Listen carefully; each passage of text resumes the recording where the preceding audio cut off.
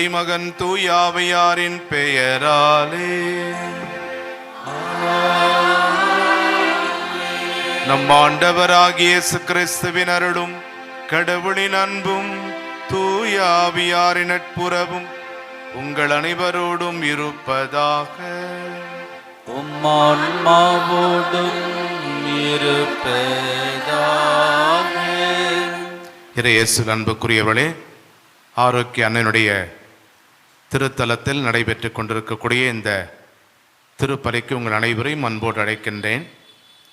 இறை இரக்கத்தின் திருத்தூதர் என்று அழைக்கப்படுகின்ற புனித மரிய ஃபவுஸ்தீனா அவருடைய விழாவினை திருச்சபை என்று கொண்டாடுகிறது.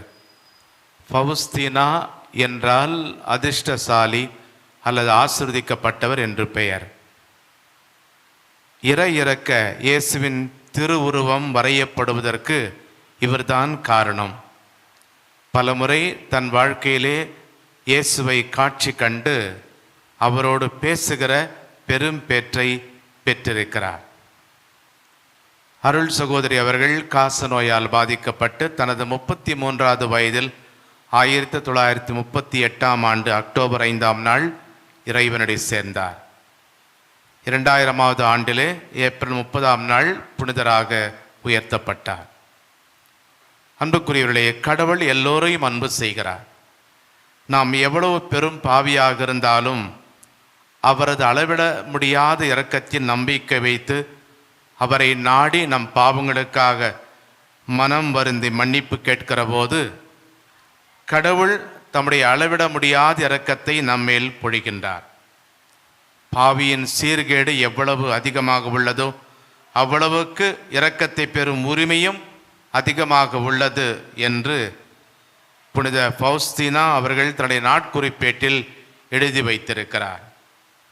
எனவே இன்றைய நாளிலே நம்முடைய குற்றம் குறைகள் பலவீனங்கள் பாவங்களுக்காக இறை இரக்கத்தில் நம்பிக்கை கொண்டு மன்னிப்பு கேட்போம். இல்லாமல்ல இறைவனிடமும் சகோதர சகோதரிகளை உங்களிடமும் நான் பாவி என்று ஏற்றுக்கொள்ளுகிறேன். ஏனெனில் சிந்தனையாலும் சொல்லாலும் செயலாலும் கடமையில் தவறியதாலும் பாவங்கள் பல செய்தேன். என் பாவமே என் பாவமே என் பெரும் பாவமே. ஆகையால் எப்பொழுதும் கண்ணியான புனித மரியாவையும் வானதூதர் புனிதர் அனைவரையும் சகோதர சகோதரர்களே உங்களையும் நம் இறைவனாகிய ஆண்டவரிடம் எனக்காக வேண்டிக் கொள்ள மன்றாடுகிறேன். எல்லாமல்ல இறைவன் நம் மீது இரக்கம் வைத்து நம் பாவங்களை மன்னித்து நம்மை நிலை வாழ்வுக்கு அழைத்து செல்வாராக. ஆமென். ஆண்டவரே இரக்கமாயிரும். கிறிஸ்துவே இரக்கமாயிரும். ஆண்டவரே இரக்கமாயிரும். கிறிஸ்துவே இரக்கமாயிரும். எல்லாமல்ல இறைவன் நம் மீது இரக்கம் வைத்து நம் பாவங்களை மன்னித்து நம்மை நிலை வாழ்வுக்கு அழைத்து செல்வாராக. ஆமென். மன்றாடுவோமாக. ஆண்டவரே, புனிதமிக்க ஆரோக்கிய அன்னையின் மாட்சிக்குரிய நினைவை கொண்டாடும் நாங்கள் உம்மை வேண்டுகிறோம். இவ்வாறு ஆரோக்கிய அன்னையின் பரிந்துரையால் நாங்கள் உமது அருளின் நிறைவிலிருந்து பெற்றுக்கொள்ள தகுதி பெறுவோமாக. உம்மோடு தூயாவியாரின் ஒன்றிப்பில் ஒரே இறைவனாய் என்றென்றும் வாழ்ந்து ஆட்சி செய்யும் எங்கள் ஆண்டவரும் உம் திருமகனுமாகிய கிறிஸ்து வழியாக உம்மை மன்றாடுகிறோம்.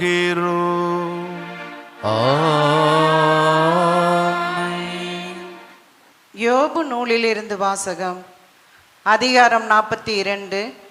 இறை வார்த்தைகள் 1-3, 5-6 மற்றும் 12-17 வரை. யோபு ஆண்டவருக்கு கூறிய பதில். நீர் அனைத்தையும் ஆற்ற வல்லவர், அறிவேன் அதனை. நீர் நினைத்த எதையும் தடுக்க இயலாது. அறிவில்லாமல் ஆலோசனையை மறைப்பவன் எவன் என்று கேட்டீர். உண்மையில் நான் தான் புரியாதவற்றை புகன்றேன். அவை எனக்கு விளங்கா அளவுக்கு விந்தையானவை. உம்மை பற்றி காதால் மட்டுமே கேள்விப்பட்டேன். ஆனால் இப்பொழுது என் கண்களே உம்மை காண்கின்றன. ஆகையால் என்னையே நொந்து கொள்ளுகின்றேன். புழுதியிலும் சாம்பலிலும் இருந்து மனம் வருந்துகின்றேன். யோபின் முன்னைய நாட்களில் இருந்ததை விட பின்னைய நாட்களில் ஆண்டவர் அதிகமாக ஆசி வழங்கினார். இப்பொழுது 14,000 ஆடுகளும் 6,000 ஒட்டகங்களும் 1000 ஏர் மாடுகளும் 1000 பெட்டை கழுதைகளும் அவருக்கு இருந்தன. அவருக்கு 7 புதல்வர்களும் 3 புதல்வியரும் பிறந்தனர்.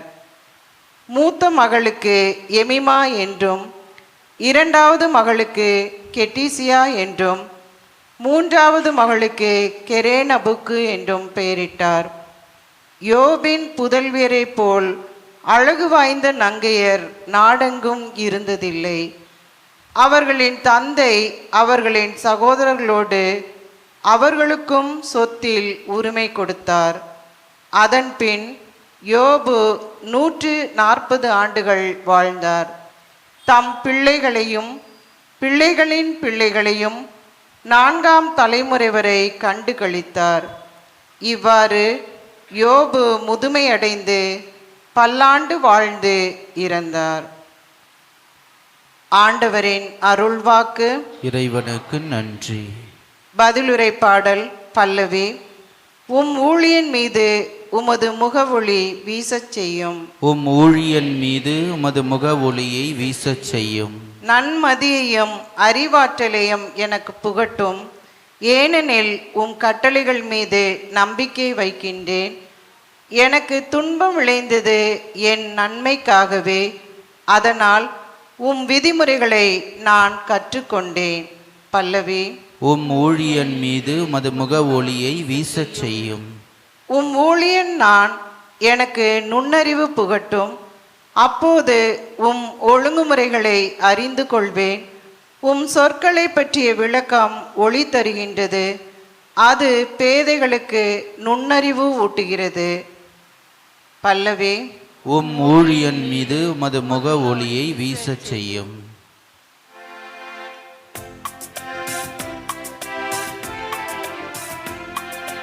அல்லேலூயா அல்லேலூயா அல்லேலூயா அல்லேலூயா அல்லேலூயா அல்லேலூயா அல்லேலூயா அல்லேலூயா.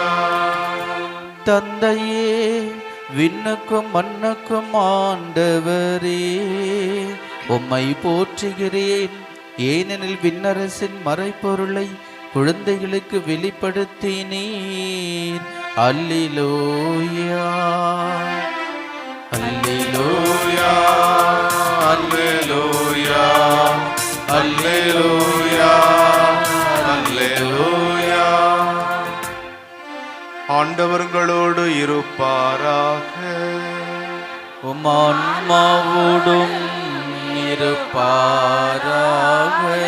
லூக்கா எழுதிய நற்செய்தியிலிருந்து வாசகம். ஆண்டவரே, மாட்சி உமக்கே. பிரிவு 10 வசனங்கள் 17 முதல் 24 வரை. அனுப்பப்பட்ட 72 பேரும் மகிழ்வுடன் திரும்பி வந்து, ஆண்டவரே, உமது பெயரை சொன்னால் பேய்கள் கூட எங்களுக்கு அடிபணிகின்றன என்றனர். அதற்கு இயேசு, வானத்திலிருந்து சாத்தான் மின்னலைப் போல விழக் கண்டேன். பாம்புகளையும் தேள்களையும் மிதிக்கவும் பகைவரின் வல்லமை அனைத்தையும் வெல்லவும் உங்களுக்கு அதிகாரம் கொடுத்திருக்கிறேன். உங்களுக்கு எதுவுமே தீங்கு விளைவிக்காது. ஆயினும் தீய ஆவிகள் உங்களுக்கு அடிபணிகின்றன என்பது பற்றி மகிழ வேண்டாம். மாறாக உங்கள் பெயர்கள் விண்ணகத்தில் எழுதப்பட்டிருக்கின்றன என்பது பற்றியே மகிழுங்கள் என்றார். அந்நேரத்தில் இயேசு தூய ஆவியால் பேருவகை அடைந்து, தந்தையே, விண்ணுக்கும் மண்ணுக்கும் ஆண்டவரே, உம்மை போற்றுகின்றேன். ஏனெனில் ஞானிகளுக்கும் அறிஞர்களுக்கும் இவற்றை மறைத்து குழந்தைகளுக்கு வெளிப்படுத்தினீர். ஆம் தந்தையே, இதுவே உமது திருவுளம் என்றார். என் தந்தை எல்லாவற்றையும் என்னிடத்தில் ஒப்படைத்திருக்கிறார். தந்தையை தவிர வேறு எவரும் மகனை அறியார். தந்தை யார் என்று மகனுக்கு தெரியும். மகன் யாருக்கு வெளிப்படுத்த விரும்புகிறாரோ அவருக்கும் தெரியும். வேறு எவரும் தந்தையை அறியார் என்று கூறினார். பின்பு இயேசு தம் சீடர் பக்கம் திரும்பி அவர்களிடம் தனியாக, நீங்கள் காண்பவற்றை காணும் வாய்ப்பு பெற்றோர் பேறு பெற்றோர். ஏனெனில் பல இறைவாக்கினர்களும் அரசர்களும் நீங்கள் காண்பவற்றை காண விரும்பினார்கள், ஆனால் அவர்கள் காணவில்லை. நீங்கள் கேட்பவற்றை கேட்க விரும்பினார்கள், ஆனால் அவர்கள் கேட்கவில்லை என நான் உங்களுக்கு சொல்கிறேன் என்று கூறினார். ஆண்டவரின் அருள்வாக்கு.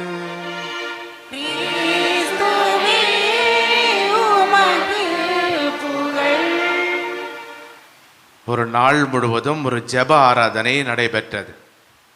ஜெப ஆராதனையிலே பங்கேற்பவர்கள் ஒவ்வொருவருக்கும் ஹீலியம் என்கின்ற வாயு நிரப்பப்பட்ட பலூன் கொடுக்கப்பட்டது.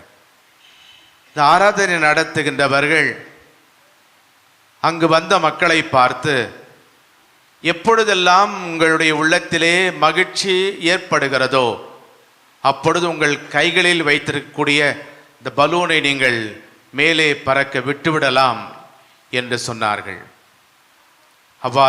அவ்வப்பொழுது சில பலூன்கள் விடப்பட்டிருந்தன.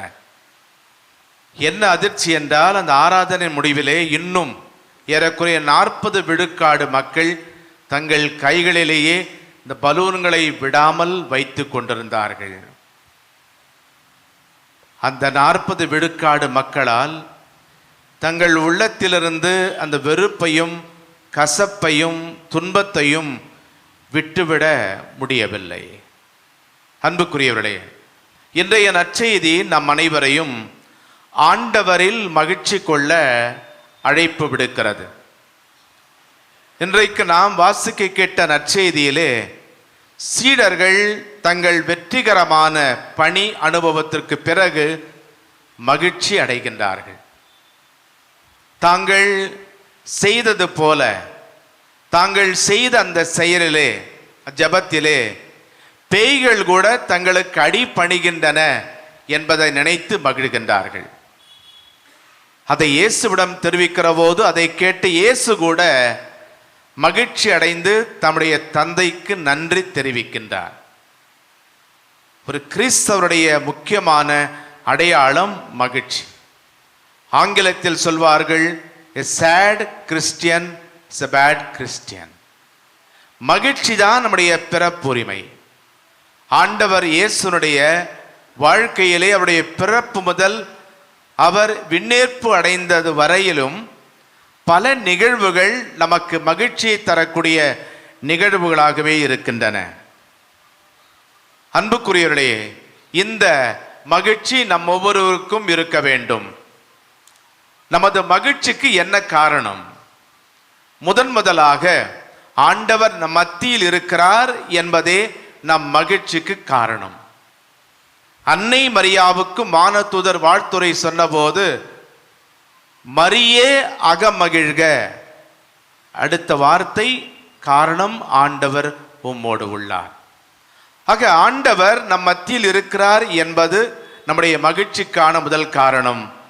ஆனால் நம் மத்தியில் இருக்கக்கூடிய ஆண்டவரை பல நேரங்களில் நாம் கண்டுகொள்வதில்லை. நமது மகிழ்ச்சிக்கு இன்னொரு காரணம் என்னவென்றால், அந்த ஆண்டவர் இயேசு நமக்காக இந்த உலகத்திற்கு வந்தார். ஒடுக்கப்பட்டோருக்கு நற்செய்தி அறிவிக்கவும், உள்ளம் உடைந்தோரை குணமாக்கவும், சிறைப்பட்டோருக்கு விடுதலை தரவும் வந்தார். ஆனால் நாம் அவரை நம்பவில்லை. நம் மகிழ்ச்சிக்கு இன்னொரு காரணம், நம் மத்தியில் இருக்கக்கூடிய அந்த ஆண்டவர், நமக்காக இந்த உலகத்திற்கு வந்த ஆண்டவர் மீண்டும் வருவார் என்கின்ற ஒரு நம்பிக்கை, ஒரு எதிர்நோக்கு தான். ஆனால் நம் வாழ்வில் வரும் இழப்புகளும் குழப்பங்களும் தளர்வுகளும் தடங்கல்களும் சலிப்புகளும் சஞ்சலங்களும் நம்மை விரக்தியின் விளிம்புக்கு அழைத்து செல்வதையும் பார்க்கிறோம். நாம் மகிழ்ச்சியாக இருப்பதற்கு இறைவன் மட்டுமே காரணம் என்று நம்பினால் துக்கம் மற்றும் கவலைகளின் பலூன்களை நாமும் பறக்க விடலாம். இறைவாக்கினர் அபக்கூக் அவருடைய நூலிலே 3ஆம் அதிகாரம் 17-18 வசனங்களில் இவ்வாறு கூறுகிறார்: அத்திமரம் துளிர்த்து அரும்பாமல் போயினும், திராட்சை கொடிகள் கனி தராவிடனும், ஒலிவ மரங்கள் பயனற்று போயினும், வயல்களில் தானியம் விளையாவிடனும், கிடையில் ஆடுகள் யாவும் அழிந்து போயினும், தொழுவங்களில் மாடுகள் இல்லாது போயினும், நான் ஆண்டவரில் களி கூறுவேன், என் மீட்பரான கடவுளில் மகிழ்ச்சி உறுவேன் என்கின்றார். இந்த மனநிலை நமக்கும் வேண்டும். இந்த உலகத்திலே எந்த ஒரு நபரும் அனுபவிக்காத துன்பத்தை சொல்ல முடியாத விதத்தில் அனுபவித்தவர் அன்னை மரியா. ஆயினும் அன்னை மரியா என்றும் ஆண்டவரில் மகிழ்ந்திருந்தார். என் மீட்பராம் கடவுளை நினைத்து எனது மனம் பேருவகை கொள்கின்றது என்று பாடியவர் நமது அன்பு அன்னை. புனித பவுல் கூறுவது போல, அன்புக்குரியவர்களே, ஆண்டவரோடு என்றும் இணைந்து மகிழ்ந்திருங்கள்.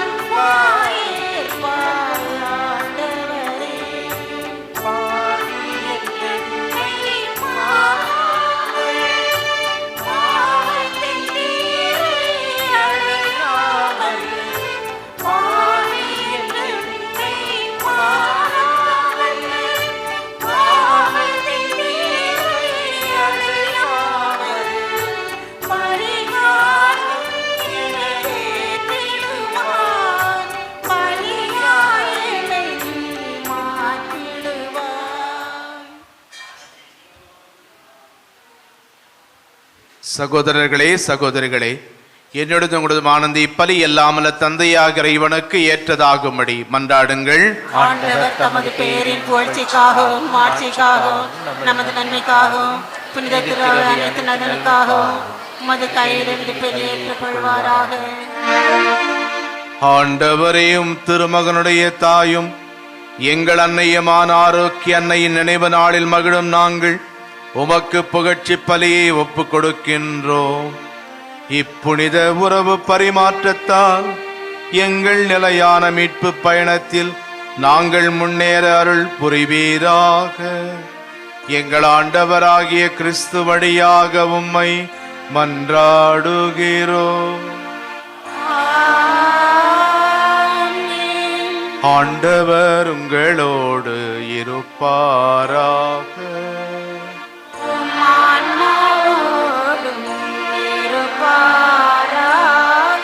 இதயங்களை மேலே எழுப்புங்கள்.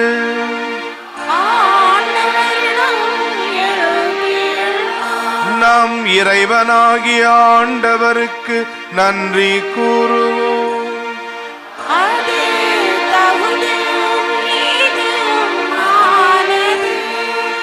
ஆண்டவரே, தூயவரான தந்தையே, புனித கன்னிமரியாவை நினைவு கூறும் என்று அவருடைய நன்றி கலந்த புகழுரையால் முது கனிவை ஏற்றி போற்றுவதும் மெய்யாகவே தகுதியும் நீதியுமாகும், எங்கள் கடமையும் மீட்புக்குரிய செயலுமாகும். ஏனெனில் உலகெங்கும் அதன் இறுதி எல்லை வரை நீர் அரும்பெரும் செயல்கள் பல புரிந்துள்ளீர். சிறப்பாகும் அடியாரின் தாழ்நிலையை கண்ணுற்று அவர் வழியாக மனித மீட்பின் காரணராம் உம் திருமகன் எங்கள் ஆண்டவர் இயேசு கிறிஸ்துவை எங்களுக்கு அளித்ததால் உமது இரக்கப் பெருக்கை எல்லா காலங்களிலும் நீடிக்கச் செய்து வருகின்றேன். அவர் வழியாக புது மாண்பை வான தூதரின் அணிகள் வழிபடுகின்றன, உம் திருமுன் எக்காலத்து மகிழ்கின்றன. அவர்களோடு எங்கள் குரலையும் சேர்த்து கொள்ளுமாறு நாங்களுமை தாழ்மையோடு இறைஞ்சி புகழ்ந்து அக்களிப்புடன் போற்றுவதாவது: தூயவர் தூயவர் தூயவர் வான்படைகளின் கடவுளாம் ஆண்டவர், விண்ணகமும் மண்ணகமும் உமது ஆட்சியால் நிறைந்துள்ளன. உன்னதங்களிலே ஒசன்னா. ஆண்டவர் பெயரால் வருகிறவர் ஆசி பெற்றவர். உன்னதங்களிலே ஒசன்னா. ஆண்டவரை நேர்மையாகவே தூயவர், தூய்மை அனைத்துக்கும் ஊற்று. ஆகவே நம்முடைய ஆவியை பொழிந்து இக்காணிக்கைகளை தூய்மைப்படுத்தமை வேண்டுகிறோம். இவ்வாறு எங்கள் ஆண்டவர் இயேசு கிறிஸ்துவின் உடலும் இரத்தமுமாக எங்களுக்கு இவை மாறுவனவாக. அவர் பாடுபட உளம் கனிந்து தம்மை கையளித்த போது அப்பத்தை எடுத்து நன்றி செலுத்தி அதை பிட்டு தம் சீடர்களுக்கு அளித்து இயேசு கூறியதாவது: அனைவரும் இதிலிருந்து பெற்று உண்ணுங்கள், ஏனெனில் இது உங்களுக்காக கையளிக்கப்படும் என் உடல்.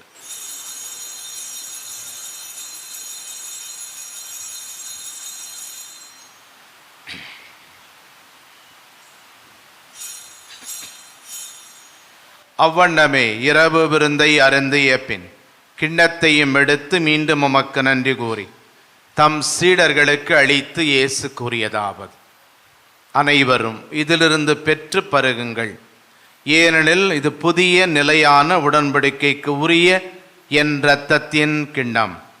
இது பாவ மன்னிப்புக்கென்று உங்களுக்காகவும் பலருக்காகவும் சிந்தப்படும். இதை என் நினைவாகச் செய்யுங்கள்.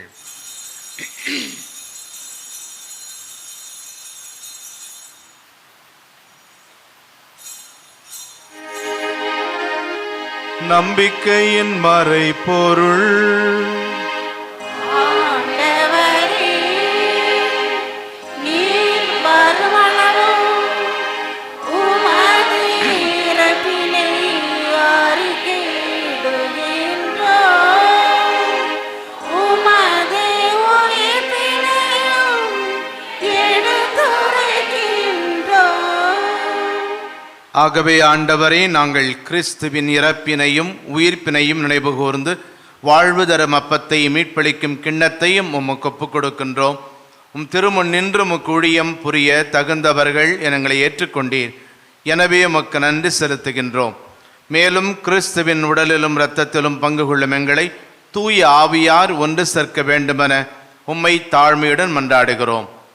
ஆண்டவரே, உலகெங்கும் பரவியிருக்கும் அது திரு அவையை நினைவு கூர்ந்தருளும்.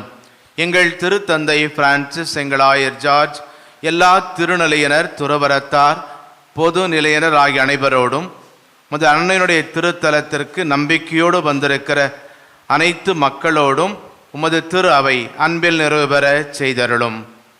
மேலும் உயிர்த்தெழும் நோக்குடன் துயில் கொள்ளும் எங்கள் சகோதரர் சகோதரிகளையும் இறந்தோர் அனைவரையும் இரக்கத்துடன் நினைவு கூர்ந்து உமது திருமுக ஒளியினுள் ஏற்றருளும். எங்கள் அனைவர் மீதும் இரக்கமாயிரும். கடவுளின் கன்னித்தாயான புனித மரியா, அவருடைய அன்பு கணவரான புனித யோசேப்பு, புனித திருத்தூதர்கள், புனித ஃபவுஸ்தீனா ஆகிய அனைவருடனும் நாங்கள் நிலை வாழ்வில் பங்கு கொள்ளும் தகுதி பெற்று திருமகன் இயேசு கிறிஸ்து வழியாக உம்மை புகழ்ந்தேத்து மரமரள உம்மை மன்றாடுகிறோம். இவர் வழியாக இவரோடு இவரில் எல்லாம் வல்ல இறைவனாகிய தந்தையே, தூயாவியாரின் ஒன்றிப்பில் எல்லா புகழும் ஆட்சியும் என்றென்றும் உமக்கு உரியதே.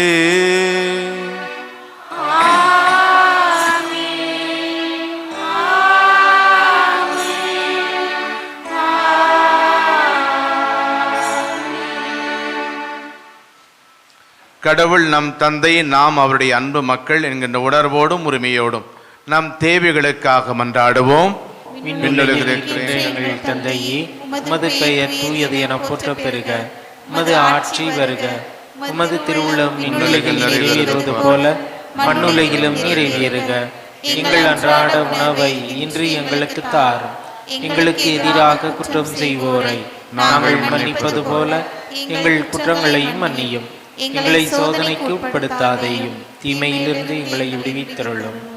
ஆண்டவரே, தீமை அனைத்திலிருந்தும் எங்களை விடுவித்து எங்கள் வாழ்நாளில் அமைதியை கனிவுடன் அருளமை மன்றாடுகிறோம். உமது இரக்கத்தின் உதவியால் நாங்கள் பாவத்திலிருந்து எப்போதும் விடுதலை பெற்று யாதொரு கலக்கமுமின்றி நலமாயிருப்போமாக. நாங்கள் எதிர்நோக்கியிருக்கும் பேரின்பத்துக்காகவும் எம் மீட்பராகிய இயேசு கிறிஸ்துவின் வருகைக்காகவும் காத்திருக்கின்றோம்.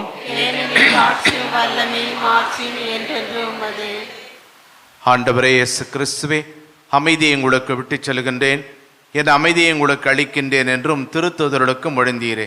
எங்கள் பாவங்களை பாராமல் உமது திரு அவையின் நம்பிக்கையை மட்டுமே கண்ணோக்கி உமது திருவுளத்துக்கு ஏற்ப எங்கள் ஒவ்வொருவருக்கும் மன அமைதியையும் எங்கள் குடும்பங்களுக்கு ஒற்றுமையும் உலகிற்கு சமாதானத்தையும் அளித்தருள்வீராக.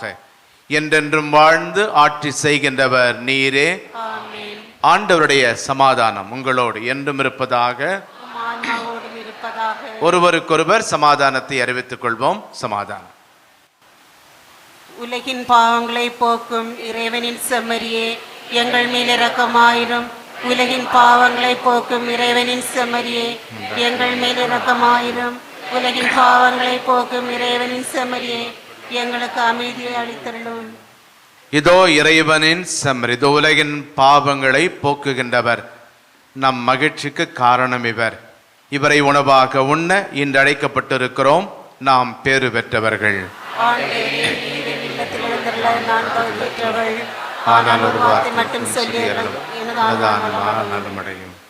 அன்புக்குரிய அன்னையின் பக்தர்களே, இந்த திருத்தலம் நான் ஏற்கனவே சொன்னது போல அதுவே மாபெரும் ஒரு புதுமை. பல ஆண்டுகளாக பல மக்கள் இங்கு வந்து ஆறுதலையும் அருளையும் பெற்று செல்லக்கூடிய ஒரு சிறப்பான இடமாக இருக்கிறது.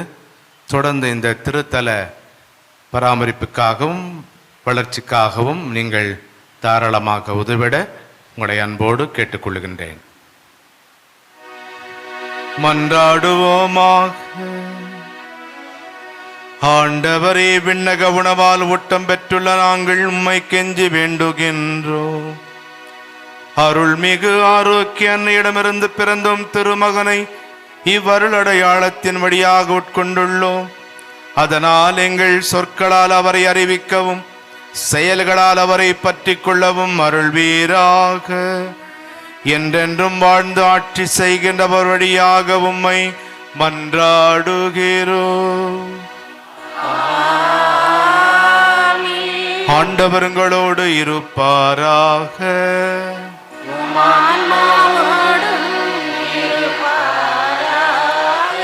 எல்லாம் வல்ல இறைவன் தந்தை, மகன், தூயாவியார் உங்களுக்கு ஆசி வழங்குவாராக. கிறிஸ்துவின் அன்பில் சென்று வாழுங்கள்.